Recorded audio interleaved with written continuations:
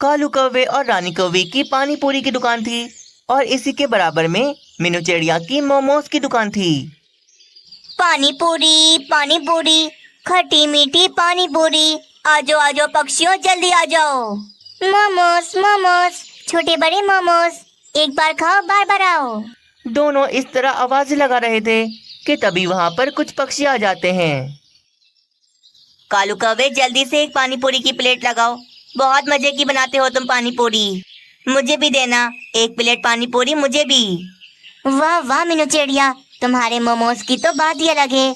अगर तुम्हारा एक मोमोज 100 रुपए का भी होता तो भी मैं जरूर खाता। कबूतर ऐसे ना बोलो, कहीं ऐसा ना हो मीनू चिड़िया अपने मोमोज के दाम ही बढ़ा दे। अरे नहीं नहीं, मैं भला ऐसा क्यों करूंगी, मेरे मोमोज के दाम एक ही हैं और हमेशा ऐसे ही रहेंगे। पक्षियों को मीनू चिड़िया के हाथ के मोमोज भी बहुत पसंद थे और कालू कौवे की पानी पूरी भी उन्हें बहुत मजे की लगती थी। इसी तरह दोनों का ही व्यापार काफी अच्छा चल रहा था और वे दोनों शाम तक काफी सारे पैसे जमा कर लेते थे। कालू कौवे, आज के दिन कितनी पानी पूरी बिकी? ये देखो ना, कितने सारे पैसे जमा हो गए। जब से मैंने पानी पूरी की दुकान खोली है मेरे तो मजे ही लग गए। हाँ कालू कौवे, मेरे पास भी देखो कितने सारे पैसे जमा हो गए। मेरे मोमोज भी पक्षियों को बहुत ही पसंद हैं। हाँ ये तो होना ही है, क्योंकि इस जंगल में ना तो कोई दूसरा पानी पूरी वाला है और ना ही मोमोज वाला, इसीलिए सारे पक्षी हमारे पास आते हैं। चलो ठीक है कालू कौवे रानी कौवी, तुम दोनों अपने घर जाओ और मैं अपने घर जाती हूँ। कल मिलते हैं। वे दोनों कौवे अपने घर की ओर चले जाते हैं और मीनू चिड़िया अपने घर की ओर। कालू जी, लाल चटनी हरी चटनी दोनों तैयार हो गई, चलें अब दुकान पर चलते हैं। उधर मीनू चिड़िया को भी दुकान पर जाना था, पर आज तो मीनू चिड़िया की तबीयत काफी ज्यादा खराब थी। उसे काफी तेज बुखार हो रहा था। आज तो मैंने मोमोज भी नहीं बनाए अभी तक, लगता है आज मैं दुकान नहीं खोल पाऊंगी। चलो कोई बात नहीं, आज आराम कर लेती हूँ, कल तो ठीक हो जाऊंगी, कल खोल लूंगी दुकान। कालू जी ये क्या, ये मीनू चिड़िया अभी तक क्यों नहीं आई? ये तो हमसे पहले ही आ जाती है ना। हाँ यार, ये तो मैं भी सोच रहा हूँ, लगता है मीनू चिड़िया की तबीयत ठीक नहीं होगी, तभी आज इसने छुट्टी कर ली। छोड़े ना कालू जी, हम अपनी पानी पूरी बेचते हैं, हमें किसी से क्या करना है। पानी पूरी, खट्टी मीठी पानी पूरी, एक बार आओगे बार बार आओगे, हमारी पानी पूरी खाते जाओगे। आज फिर से काफी सारे पक्षी आए थे, जिनमें से कुछ मोमोज खाने आए थे और कुछ पानी पूरी। अरे ये क्या, मैं तो मोमोज खाने आया था, पर मीनू चिड़िया की दुकान तो बंद है। हाँ मैं भी मोमोज खाने आई थी, पर ये मीनू चिड़िया क्यों नहीं आई अभी तक? अभी तक नहीं आई, इसका मतलब आज मीनू चिड़िया नहीं आने वाली। चलो बुलबुल बहन, यहाँ तक आ ही गए हैं तो कालू कौवे की पानी पूरी खा ही लेते हैं। आज तो मीनू चिड़िया के मोमोज के सारे ग्राहक कालू कौवे और रानी कौवे के पास चले गए थे और उनकी दुकान पर काफी ज्यादा भीड़ लग गई थी। अरे वाह कालू जी, आज मीनू चिड़िया नहीं आई, इससे हमें बहुत फायदा हो रहा है। मीनू चिड़िया के सारे ग्राहक देखो हमारे पास आ गए। आज तो कालू कौवे और रानी कौवे की पानी पूरी मिनटों में बिके ही जा रही थी। जो पक्षी रोजाना मोमोज खाते थे वो पक्षी भी आज कालू कौवे और रानी कौवे की पानी पूरी खा रहे थे।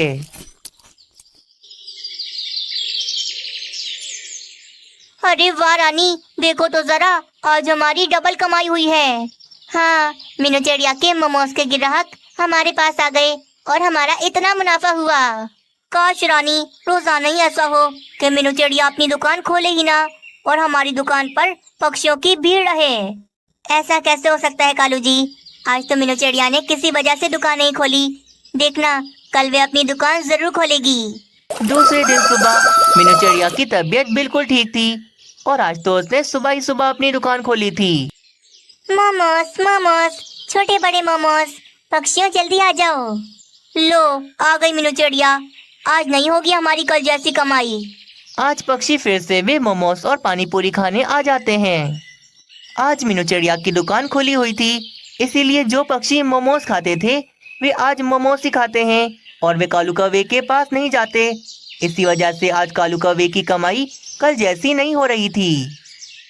शाम हो जाती है, मीनू चिड़िया अपने सारे मोमोज बेचकर अपने घर चली जाती है, पर आज कालू कौवा और रानी कौवी बिल्कुल भी खुश नहीं थे।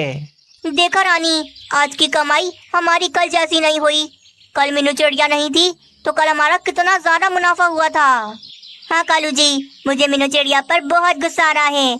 हम उसकी वजह से अपना धंधा अच्छा नहीं कर पा रहे। कुछ तो करना होगा रानी। अगर हमें कल जैसी कमाई करनी है तो हमें कुछ ऐसा करना पड़ेगा जिससे मीनू चिड़िया की दुकान हमेशा के लिए बंद हो जाए। ये तो नामुमकिन है कालू जी, क्योंकि मीनू चिड़िया बहुत ही मेहनती है। वो अपनी दुकान कभी बंद नहीं करेगी। नामुमकिन को मुमकिन बनाना होगा रानी। सोचो सोचो कुछ, हमें उपाय जरूर मिल जाएगा। कालू कौवा और रानी कौवी अपने शातिर दिमाग से कोई उपाय ढूंढने लगते हैं कि वे किस तरह मीनू चिड़िया की दुकान बंद करवा दें। मोमोस मोमोस, मजेदार मोमोस, मीनू चिड़िया के मजेदार मोमोस। पानी पूरी, खट्टी मीठी पानी पूरी। आज की बड़ी स्कीम, एक प्लेट पानी पूरी के साथ एक प्लेट मोमोस फ्री। उन शातिर कौवों ने बढ़िया उपाय निकाल ही लिया था। उन्होंने आज स्कीम रखी थी कि एक प्लेट पानी पूरी के साथ एक प्लेट मोमोज फ्री। कौवों की स्कीम सुनकर आज मीनू चिड़िया के सारे ग्राहक भी कालू कौवे की दुकान पर आ गए थे। लाओ लाओ कालू कौवे, जल्दी करो, एक प्लेट पानी पूरी दो और साथ में एक प्लेट मोमोज भी। मीनू चिड़िया तो ये सब देखकर काफी हैरान थी कि कालू कौवे और रानी कौवी ने ये क्या चाल चली कि उसके सारे ग्राहक उन कौवों के पास चले गए। शाम हो गई थी। मीनू चिड़िया के सारे मोमोज ऐसे ही रखे हुए थे। कालू कौवे, रानी कौवी, ये तुम दोनों ने बिल्कुल अच्छा नहीं किया। पानी पूरी बेचते हो तो पानी पूरी बेचो, मेरे मोमोज फ्री में क्यों दिए? हम जो भी करें हमारी दुकान है, तुम कौन होती हो बोलने वाली? चलो चलो भागो यहाँ से। मीनू चिड़िया, जब तक तुम अपनी मोमोज की दुकान हमेशा के लिए बंद नहीं कर देती, हम इसी तरह करते रहेंगे। हाँ, तुम्हारी भलाई इसी में है कि तुम अपनी दुकान बंद कर दो। मीनू चिड़िया कुछ नहीं बोलती और गुस्सा होकर वहाँ से चली जाती है। आज मेरा कितना नुकसान हो गया।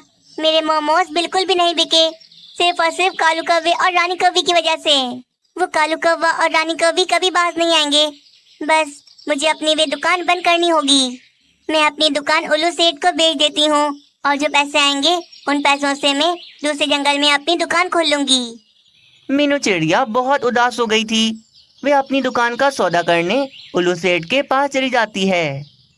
अरे वाह, मीनू चिड़िया की दुकान तो मौके की जगह है। अगर मैंने खरीद ली तो बहुत फायदे में रहूंगा। पर यह चिड़िया मुझे मजबूर लगती है। इसकी मजबूरी का फायदा मुझे उठाना ही पड़ेगा।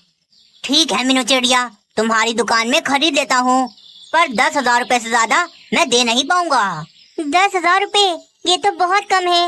उल्लू सेठ, आपने तो मेरी दुकान देखी है ना, वे कितनी बड़ी है और वे जगह भी कितनी ज्यादा अच्छी है।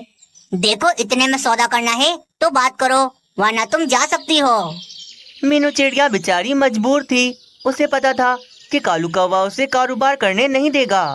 फिर उल्लू सेठ से पैसे लेकर मीनू चिड़िया अपनी दुकान कम कीमत में बेच देती है और वहाँ से चली जाती है। बस इस जंगल में अब और मैं नहीं रहूंगी। मैं इस जंगल को छोड़कर चली जाऊंगी। दूसरे जंगल में जाकर मैं अपनी मोमोज की दुकान खोल लूंगी। वहाँ मुझे परेशान करने वाला कोई नहीं होगा। मैं सुकून से अपना कारोबार कर पाऊंगी। अगले दिन सुबह होते ही मीनू चिड़िया उस जंगल को हमेशा हमेशा के लिए छोड़कर दूसरे जंगल चली जाती है। रानी, पता चला मीनू चिड़िया इस जंगल को छोड़कर हमेशा हमेशा के लिए चली गई। हाँ, और मीनू चिड़िया ने ये दुकान उल्लू सेठ को बेच दी। मतलब अब मीनू चिड़िया के ग्राहक भी हमारे पास ही आएंगे। वे दोनों बहुत खुश हो रहे थे। तभी वे देखते हैं उनके दुकान के पास एक नोटिस पड़ा हुआ था। कालू जी, ये नोटिस किस चीज का है? क्या लिखा है इसमें? इस एरिया में जितनी भी दुकानें हैं वे सब खाली कर दी जाएं, क्योंकि वे सब गैर कानूनी हैं। कल सुबह ही सारी दुकानों को तोड़ फोड़ दिया जाएगा। ये नोटिस पढ़ते ही कालू कौवा और रानी कौवी तो हिलकर रह जाते हैं। अरे बाप रे रानी, ये इसमें क्या लिखा है? हमारी दुकान गैर कानूनी है, हमें इसे खाली करना होगा। कल सुबह हमारी ये दुकान तोड़ दी जाएगी। कालू कौवा और रानी कौवी देखते हैं वे नोटिस तो मीनू चिड़िया की दुकान पर भी आया हुआ था। मतलब हमारी दुकान के साथ साथ मीनू चिड़िया की दुकान भी टूटेगी। मीनू चिड़िया की नहीं, उल्लू सेठ की, क्योंकि ये दुकान अब से उल्लू सेठ की है। बस फिर अगले दिन सुबह बिल्डोजर से कालू कौवे की दुकान को तोड़ दिया जाता है और साथ ही मीनू चिड़िया की दुकान भी तोड़ दी गई थी, जो कि उल्लू सेठ ने खरीद ली थी। रानी, ये जो हमने मीनू चिड़िया के साथ इतना गलत किया था, ये हमें उसी की सजा मिल रही है। ना हमने लालच की होती और ना हमें ऐसी सजा मिलती। हमारी लालच की वजह से हमारी दुकान टूट गई। हाँ कालू जी, मीनू चिड़िया चाहती तो हमसे बदला लेती, पर उसने सब्र किया। तो देख लें, दुकान बेचकर मीनू चिड़िया कितनी फायदे में रही। अरे रे, नुकसान हो गया, कितना बड़ा नुकसान हो गया मेरा। मुझे पता होता कि ये दुकान टूटने वाली है तो मैं इसे कभी ना खरीदता। उल्लू सेठ ने मीनू चिड़िया की मजबूरी का फायदा उठाया था, इसीलिए उल्लू सेठ को भी उसके बुरे कर्मों की सजा मिल रही थी। और उधर दूसरे जंगल में मीनू चिड़िया ने अपनी मोमोज की दूसरी दुकान खोली थी। कालू कौवे की दुकान बंद हो गई थी, इसीलिए दूसरे जंगल से वही सारे पक्षी मीनू चिड़िया के पास मोमोज खाने आते हैं। और अब मीनू चिड़िया की दुकान पर हर समय पक्षियों की भीड़ रहती थी और इस तरह मीनू चिड़िया को उसके सब्र करने का फल मिलता है। दोस्तों, अगर आप सबको ये कहानी पसंद आई तो वीडियो को ज़रूर लाइक करें और ऐसी ही कहानियाँ देखने के लिए चैनल को सब्सक्राइब भी कर लें। जंगल में मीनू चिड़िया और सुनो चिड़ा नए आए थे। ये लो मीनू चिड़िया पैसे, मैं काम पर जा रहा हूँ, सब्जी वाला आता ही होगा, तुम सब्जी ले लेना। ठीक है सोनू चिड़े, आप जाएं, मैं सारे काम कर लूंगी। सोनू चिड़ा काम पर चला जाता है। थोड़ी देर में सब्जी वाला आता है तो मीनू चिड़िया सब्जी वाले के पास चली जाती है। वहाँ तो जंगल की और भी काफी महिला पक्षी आई हुई थीं। सब्जी वाले भाई, मुझे 1 किलो लौकी दे दो और थोड़े टमाटर भी डाल देना। ये तो वही चिड़िया है ना जो इस जंगल में नई आई है। क्या नाम है तुम्हारा चिड़िया और तुम कहाँ से आई हो? घर से बाहर क्यों नहीं निकलती तुम? मेरा नाम मीनू चिड़िया है। वो घर के काम इतने सारे होते हैं कि घर से बाहर निकलने का समय नहीं मिलता। ये देखो, कल मुनमुन जी ने मुझे सोने का हार दिलाया, कितना सुंदर है। अरे वाह, कमाल का सुंदर हार लग रहा है। मेरे कालू जी ने भी जन्मदिन पर मुझे सोने की झुमकियाँ दिलाई थी। और पता है आप सबको, मैं भी बहुत भाग्यशाली हूँ। मेरे पति भी मुझे रोजाना सोने के नए गहने लाकर देते हैं। किसी दिन ना लाए तो मैं रूठ जाती हूँ उनसे। हाँ, हम सब तो बहुत ही अमीर हैं। सोने के गहने तो हमारे घरों में यूं ही पड़े रहते हैं। पता है आप सबको, 2 दिन पहले तोते जी ने मुझे सोने का बैग दिलाया और आज वो मेरे लिए सोने के गहने भी लेकर आएंगे। मीनू चिड़िया सभी महिला पक्षियों की बातें सुनकर काफी हैरान थी। अरे भाई, तुम क्यों चुप हो मीनू चिड़िया? बताओ ना, तुम्हारे पति ने तुम्हें क्या दिया? तुम सोने के गहने क्यों नहीं पहनती? अरे ये कैसा सवाल पूछ लिया बुलबुल। ये चिड़िया मुझे गरीब लगती है, इसका पति इसे कुछ नहीं दिलाता। चिड़िया, तुमने सोना कभी देखा नहीं होगा, आज देख लो, हम सब कितने मोटे मोटे सोने के हार पहने हुए हैं। बिल्कुल ठीक कह रही है रानी कवि। अब हर किसी को हमारे पतियों जैसा अमीर पति थोड़ी ना मिलता है। ये सब सुनकर मीनू चिड़िया को बहुत गुस्सा आ रहा था। समझ के क्या रखा है तुम सब ने मुझे? तुम सब मेरा इस तरह अपमान नहीं कर सकते। मैं सोने के गहने पहन कर नहीं आई तो इसका ये मतलब नहीं कि मैं गरीब हूँ। सोनू चिड़े ने भी मुझे बहुत सारे सोने के गहने लाकर दिए हैं। मैं जरा कभी रूठ जाऊँ तो मुझे बढ़िया सा तोहफा देते हैं ताकि मैं मान जाऊँ। लंबी लंबी बातें तो कोई भी छोड़ सकता है मीनू चिड़िया। जब तक हम तुम्हारे सोने के गहने देख नहीं लेते, हमें तुम पर बिल्कुल यकीन नहीं आएगा। हाँ तो ना करो यकीन, परंतु आइंदा के बाद मेरे पति का अपमान ना करना, वरना मुझसे बुरा कोई नहीं होगा। अच्छा, नहीं करेंगे अपमान, बस कल से तुम सोने के गहने पहन कर आना। गुस्से में मीनू चिड़िया वहाँ से चली जाती है। कितना मजा आया ना दोस्तों इस चिड़िया का मजाक उड़ाने में। घर जाकर मीनू चिड़िया बहुत ज्यादा परेशान हो रही थी। हाय रे, मैंने सोनू चिड़े के सम्मान की खातिर इतना बड़ा झूठ बोल दिया। अगर कल मैं उनके सामने सोने के गहने पहन कर ना गई तो सब मेरा बहुत मजाक बनाएंगी। तभी सोनू चिड़ा भी अपने घर पर आ जाता है। क्या बात है मीनू चिड़िया, तुम्हारे चेहरे का रंग क्यों उड़ा हुआ है? सोनू चिड़े, मुझसे बहुत बड़ी गलती हो गई। मैं सब्जी लेने बाहर गई थी। जंगल की सभी महिलाओं ने अपने पतियों का दिया हुआ सोने का हार दिखाया और मेरा बहुत अपमान किया, क्योंकि मैंने सोने का हार नहीं पहना हुआ था। इसी वजह से सबने मेरा बहुत अपमान किया। अरे यार, इसमें परेशान होने वाली कौन सी बात है? तुम बता देती ना उन्हें कि हम कितने प्यार से रहते हैं, हमारे बीच कभी झगड़ा नहीं होता। नहीं नहीं सुनो चिड़े, मेरे कुछ कहने से पहले वो आपका अपमान कर रही थी कि मैं गरीब चिड़िया हूँ। मैंने तो बस दूर से ही सोने का हार देखा होगा। आपका बहुत अपमान किया, बस इसीलिए मैंने झूठ बोला। किया? झूठ बोल दिया तुमने? मीनू चिड़िया तुमने झूठ क्यों बोला? मैंने उनसे कह दिया कि आप भी मुझे रोजाना नए नए सोने के गहने लाकर देते हो। मेरे पास भी बहुत सारे सोने के गहने हैं।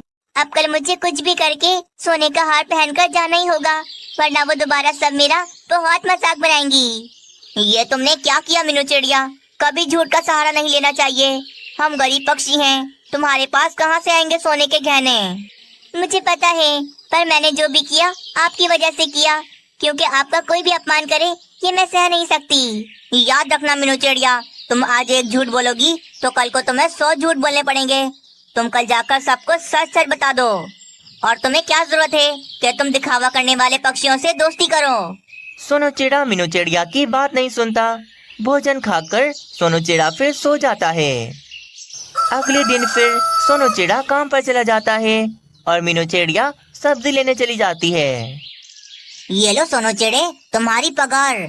तुमने मेरे खेत में बहुत मेहनत की। तुम्हारी मेहनत की वजह से मेरा खेत आज इतना हरा भरा है, इसीलिए मैंने तुम्हारी पगार भी बढ़ा दी है। बहुत बहुत शुक्रिया आपका उल्लू सेठ। पैसों को देखकर सोनू चिड़ा मीनू चिड़िया के बारे में सोचने लगता है। आज मीनू चिड़िया सबके सामने जाकर सच कह देगी कि कल उसने झूठ कहा था, तो मीनू चिड़िया का सब मजाक बनाएंगे, पर उसने ये सब तो मेरी वजह से किया था। नहीं, मीनू चिड़िया जब मेरा अपमान होता हुआ नहीं देख सकती तो मैं तो उसका पति हूँ, मैं कैसे देख लूंगा उसका अपमान? सोनू चिड़ा अपनी पगार को देखकर सोचने लगता है। चलो आज मीनू चिड़िया को खुश कर देता हूँ, पगार भी ज्यादा मिली है, क्यों ना मीनू चिड़िया के लिए सोने के गहने ले लूं। इस महीने में ज्यादा मेहनत कर लूंगा और घर का खर्चा मैं जैसे कैसे चला लूंगा। आ गई तुम। अरे तुम्हारा गला तो अभी भी खाली है।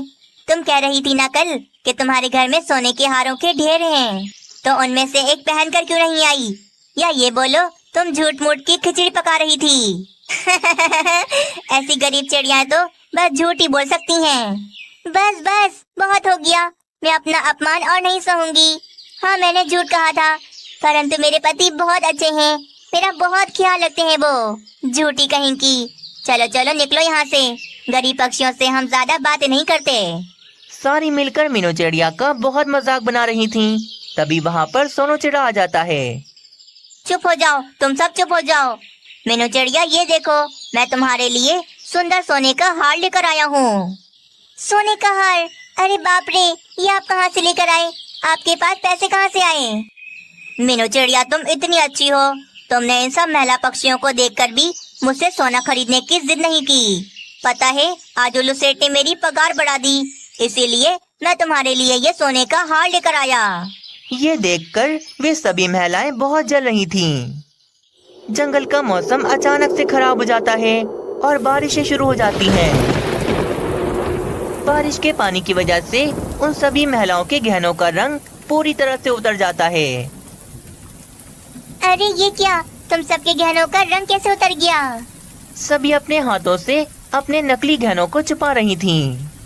अच्छा, तो तुम सब नकली गहने पहनकर दिखावा कर रही थी। जब मैं सोचूं, तुम सबके घर तो कुछ ज्यादा अच्छे नहीं और गहने तुम्हारे पास इतने मोटे मोटे। देखा मीनू चिड़िया, झूठ एक न एक दिन पकड़ ही जाता है और फिर बहुत बदनामी होती है। तुमने सच बोला और देखो मेरी पगार बढ़ गई और मैं तुम्हारे लिए ये असली सोने का हार लेकर आ गया। सभी महिलाएं बहुत शर्मिंदा थीं। वे सभी अपना अपना मुंह छुपाए फौरन वहां से चली जाती हैं। बाजू चील का परिवार जंगल से काफी दूर सूखे इलाके में रहता था। बाजू चील अपने पति और अपने छोटे से बेटे के साथ घोंसले में रहती थी। सुनिए जी, आपको पता है कुछ दिनों के बाद कौन सा दिन आने वाला है? कौन सा दिन? मुझे तो नहीं पता। आप मजाक क्यों करते हो? मुझे पता है, आपको पता है कि कुछ दिनों के बाद बहुत ही खास दिन आने वाला है। अरे ये बाजू चील कौन से दिन की बात कर रही है? मुझे तो कुछ याद नहीं आ रहा, अब क्या करूं? अजी आप चुप क्यों हो? क्या आपको वो खास दिन याद नहीं? बताओ, कहीं आप भूल तो नहीं गए? अरे नहीं बाबा, मैं कैसे भूल सकता हूँ। कुछ दिनों के बाद हमारी शादी की एनिवर्सरी है। भूल गए आप, मुझे लगा ही था। अब आप मुझे पसंद नहीं करते। मेरा जन्मदिन आने वाला है, परंतु आपको याद ही नहीं रहा। अब मैं पुरानी जो हो गई हूँ। नहीं नहीं मेरी पत्नी, ऐसी बात नहीं है। मुझे याद था तुम्हारा जन्मदिन। मैं तो बस मजाक कर रहा था तुमसे। बस बस रहने दो, मुझे सब पता है। अब आप पहले जैसे नहीं रहे। आपको मेरा कुछ भी याद नहीं रहता। अच्छा ना बाजू, हो गई गलती, अब मुझे क्षमा भी कर दो। नहीं, ऐसे माफी नहीं मिलेगी। मुझे मेरे जन्मदिन पर खास तोहफा चाहिए, तभी माफी दूंगी मैं आपको। लो, बस इतनी सी बात। चलो ठीक है, मैं तुम्हें वचन देता हूँ। मैं तुम्हारे जन्मदिन पर तुम्हें बहुत खास तोहफा दूंगा। तोहफे का सुनकर बाजू चील तो बहुत खुश हो जाती है। मिठू महाराज, दूसरे जंगलों में सांप और चीलों ने तो आतंक मचा रखा है। मुझे डर है कहीं वे खतरनाक चीलें हमारे जंगल में भी न आ जाएं। नहीं नहीं, ऐसा नहीं हो सकता। मैं महाराज हूँ इस जंगल का। मैं अपने जंगल की सुरक्षा करना बहुत अच्छे से जानता हूँ। मैंने सोच लिया है, मैं तुम्हें क्या तोहफा दूंगा बाजू चील। क्या दोगे क्या दोगे, जल्दी से बताओ मुझे। काफी महीनों से हमने शिकार नहीं किया और हम रोजाना सब्जियां और गंदम खाकर ही अपना गुजारा कर रहे हैं। परंतु तुम्हारे इस जन्मदिन पर मैं तुम्हें 5 के 5 नन्हे पक्षियों को ला कर दूंगा। 5 नन्हे पक्षियों का सुनकर तो बाजू चील खुशी से नाचने लगती है। तो 5 नन्हे पक्षियों का मांस खाऊंगी मैं। मुझसे तो अब इंतजार नहीं हो रहा, जल्दी से मेरा जन्मदिन आ जाए। फिर रात दिन गुजरते हैं और 1 हफ्ता गुजर जाता है। अगले दिन बाजू चील का जन्मदिन था। बाजू चील का पति नन्हे पक्षियों का शिकार करने मिठू महाराज के जंगल में आ जाता है। अरे इतने सारे सैनिक, क्या बात है, ये इतने सारे सैनिक यहाँ पर क्यों खड़े हैं? मिठू महाराज ने जंगल की सुरक्षा के लिए सैनिकों को बढ़ा दिया था। जगह जगह सैनिक खड़े हुए थे। चल चल चील, भाग जा यहाँ से। पक्षियों पर बुरी नजर डालने की कोशिश भी ना करना, वरना इतना मारूंगा, याद रखेगा तू। अरे नहीं नहीं सैनिक जी, मैं यहाँ पर शिकार करने नहीं आया। मेरे तो समझ में नहीं आ रहा, पहले तो यहाँ पर इतनी सख्ती नहीं होती थी, तो अब ऐसा क्या हो गया? वो इसीलिए क्योंकि तुम चीलों ने दूसरे जंगल में फसाद मचा कर रखा है। इसीलिए मिठू महाराज ने जंगल की सुरक्षा के लिए हमें खड़ा किया है। हमारे होते हुए जंगल में एक चील भी नहीं घुस सकती। लो भाई, ये क्या हो गया? कल तक तो सब ठीक था, अचानक से इतनी सख्ती हो गई। मैं बाजू चील के लिए 5 नन्हे पक्षियों का शिकार कैसे करूँगा? जंगल में इतने सैनिकों को देखकर बाजू चील का पति परेशान होकर वापस चला जाता है। अरे बाप रे, ये तो गड़बड़ हो गई। तुम किसी सूरत भी नन्हे पक्षियों का शिकार नहीं कर सकते। ये तो मिठू महाराज का जंगल करीब था, तभी तुम फौरन से चले जाते थे। पर और जंगल तो यहाँ से बहुत दूर दूर हैं। तुम्हें आने जाने में ही कम से कम 2 दिन लग जाएंगे। हाँ यार, अब तुम ही बताओ मैं क्या करूँ? मुझे तो डर है कि कहीं बाजू चील मुझसे नाराज होकर अपने मायके न चली जाए। हाँ, एक उपाय है मेरे पास। जग्गू पक्षी अपने दोस्त चील को उपाय बताता है।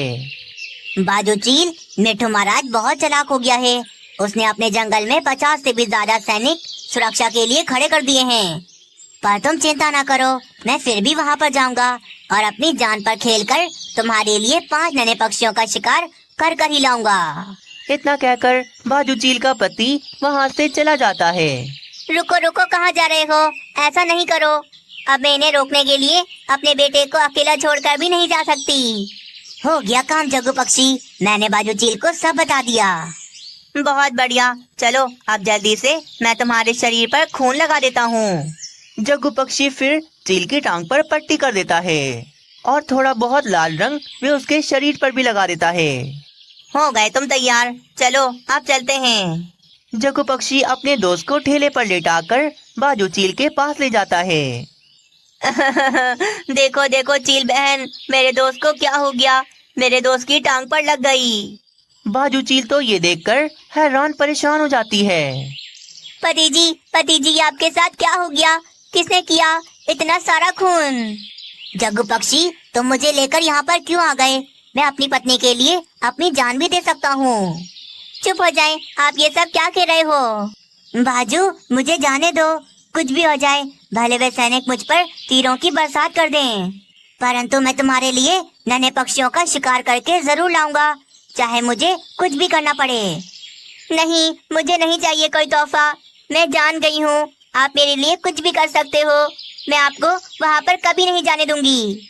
बाजू चील की बात सुनकर चील खुश हो जाता है और जग्गू पक्षी के उपाय ने आज काम कर दिखाया था। अगली रात बाजू चील का जन्मदिन था। चील तो काफी सारे पटाखे फोड़ता है और बाजू चील के पति ने काफी बढ़िया सजावट भी की हुई थी। मुझे माफ करना बाजू, मैं तोहफे में तुम्हें पक्षियों के बच्चे तो नहीं दे सका, पर ये देखो मैं तुम्हारे लिए ये सोने की अंगूठी लेकर आया हूँ। सोने की अंगूठी देखकर बाजू चील बहुत खुश होती है और सब कुछ ठीक हो जाता है।